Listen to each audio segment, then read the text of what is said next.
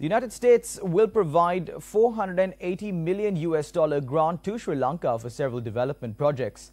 This was assured to President Maithripala Sirisena by the Chief Operations Officer of the US government on Millennium Challenge Cooperation, Brock Breman, when he called on the President on the sidelines of the United Nations General Assembly.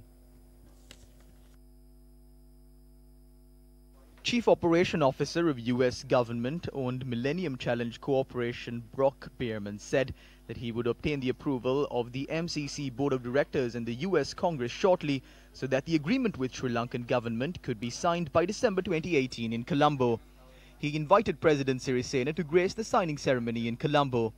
The grant will be utilized for several development projects including transport infrastructure development, road development, bus modernization, control of traffic congestion and traffic management.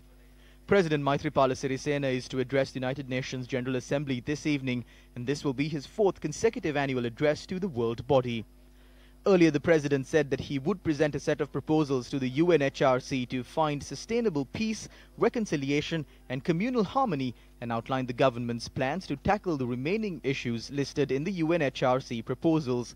He said the proposals would safeguard the sovereignty and national security while protecting the honor of the security forces.